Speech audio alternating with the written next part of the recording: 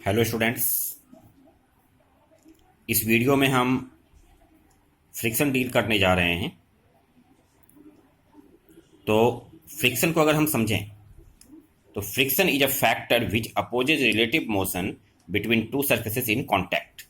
दो सरफेस अगर कांटेक्ट में है और उनके बीच में अगर रिलेटिव मोशन हो रहा है या होना चाहता है तो फ्रिक्शन उसको अपोज करता है। अब अगर आप देखें तो अगर कोई बॉडी किसी सरफेस पर हम उसके ऊपर फोर्स लगा रहे हैं, हो सकता है वो मूव कर रहा हो या ना भी कर रहा हो।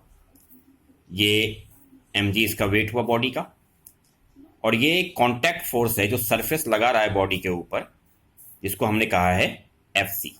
तो कांटेक्ट फोर्स का एक कंपोनेंट होता है अलोंग द सरफेस, और अलोंग द सरफेस जो कंपोनेंट है कांटेक्ट फोर्स का उसी को हम फ्रिक्शन कहते हैं। That is force of friction is the component of the contact force along the surface of contact. तो देखिए यहाँ पर कांटेक्ट फोर्स था Fc, इसके दो कंपोनेंट होंगे यहाँ पर, एक N जिसको हम कहते हैं normal reaction.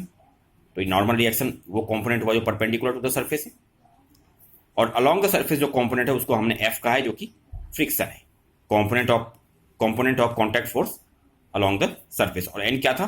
Component of contact force perpendicular to the surface. Friction दो टाइप के होते हैं। पहला स्टैटिक फ्रिक्शन, पहले इसको समझे हम।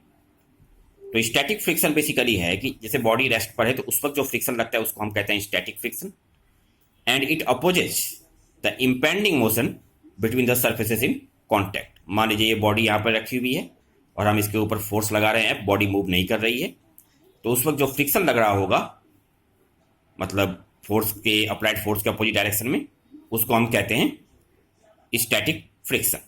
अब कई बार ऐसा होता है कि जैसे बॉडी पे ऊपर हम फोर्स अगर बढ़ाते चले जाए तो एक ऐसा केस आएगा जब बॉडी अबाउट टू मूव होगी, यानी अभी बॉडी मूव करने पर है, उस वक्त स्टैटिक फ्रिक्शन की वैल्यू मैक्सिमम होती है, यानी Fs maximum, this is the maximum value of static friction, और इसको हम कहते हैं लिमिटिंग फ्रिक्शन। यानी Fs मैक्सिमम जो है लिमिटिंग फ्रिक्शन हो गया, maximum value of static friction. तो Fs maximum value of static friction which is limiting friction. और अगर मैं एक बात करूं कि कोफिशिएंट ऑफ स्टैटिक फ्रिक्शन, तो जब बॉडी अबाउट टू मूव है उस वक्त जो मैक्सिमम फ्रिक्शनल फोर्स है जिसको हमने कहा है लिमिटिंग फ्रिक्शन, और नॉर्मल रिएक्शन, तो मैक्सिमम स्टैटिक फ्रिक्शन और नॉर्मल रिएक्शन का जो कंपोनेंट होता है उसको हम कहते हैं कोफिशिएंट ऑफ स्टैटिक फ्रिक्शन। यानी when a body is about to move over any surface, the ratio of limiting friction and the normal reaction force is called coefficient of static friction. That is mu S equals Fs maximum upon N। तो यहां से हम Fs maximum यानी limiting friction की value निकाल सकते हैं mu S into N। और अगर मैं बात करूं कि स्टैटिक फ्रिक्शन कितना हो सकता है इस रेंज में, तो ऐसा तो नहीं कि हमेशा मैक्सिमम होगा, ये तो केवल तब होगा जब बॉडी अबाउट टू मूव होगी। तो स्टैटिक फ्रिक्शन 0 से लेकर के म्यू एस N तक हो सकता है, यानी कि 0 is less than equal to Fs is less than equal to mu S N। ये हो गया रेंज स्टैटिक फ्रिक्शनल फोर्स का।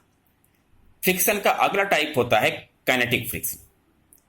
Kinetic friction opposes the relative motion between the surfaces in contact.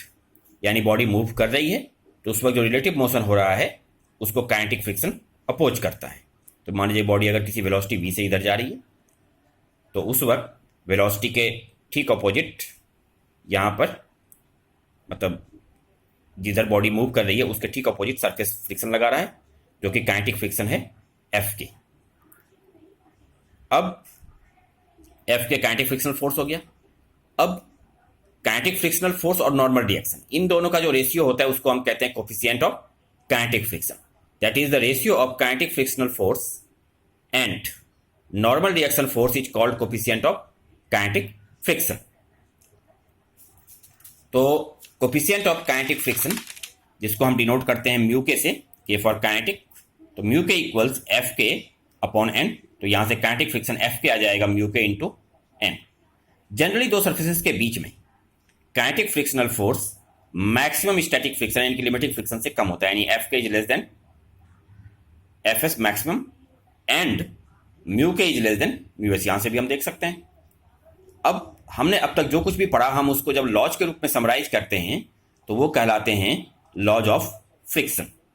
तो सबसे पहले काइनेटिक फ्रिक्शन, तो kinetic friction between two surfaces is given by F K equals mu K into N, और mu K N, mu K है coefficient of kinetic friction, N है normal reaction, और ये दोनों टर्म्स आपके साथ डिफाइन हो चुके हैं पीछे।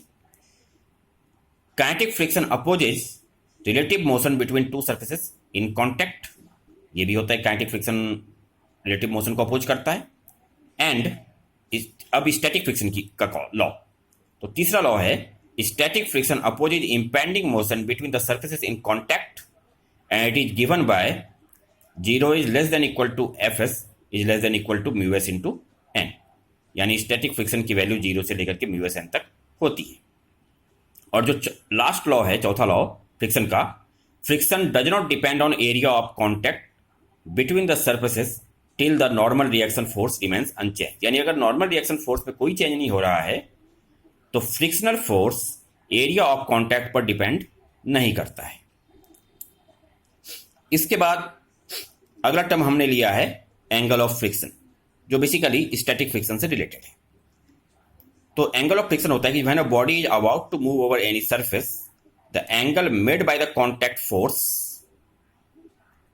With the normal to the surface is called angle of friction. Body about to move है, कॉन्टैक्ट फोर्स इधर लग रहा है और ये नॉर्मल हो गया सरफेस के साथ, तो कॉन्टैक्ट फोर्स नॉर्मल के साथ में जो परपेंडिकुलर के साथ जो एंगल बनाता है लैम्डा, हमने इसको डिनोट किया है, इसको हम कहते हैं एंगल ऑफ फ्रिक्शन। तो लैम्डा हो गया एंगल ऑफ फ्रिक्शन।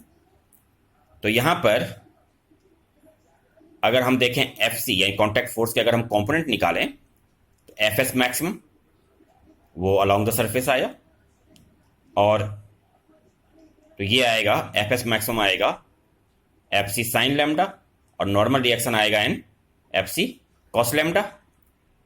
तो एन इक्वल्स हुआ normal reaction FC cos lambda और limiting friction FS maximum FC sine lambda, तो mu S equals FS maximum upon N हो गया। यहां से अगर हम देखें ये होता है हमारा टर्म, और अगर मैं एफएस मैक्सिमम और एन की वैल्यू रखूं FC sine lambda upon FC cos lambda हो जाएगा, और यहां से ये बन जाएगा 10 लैम्डा, और अगर मैं यहां से निकालूं तो लैम्डा इक्वल्स आएगा 10 इनवर्स म्यू एस, यानी कोफिशिएंट ऑफ स्टैटिक फ्रिक्शन और नॉर्मल और एंगल ऑफ फ्रिक्शन के बीच में ये हमारा रिलेशन हुआ।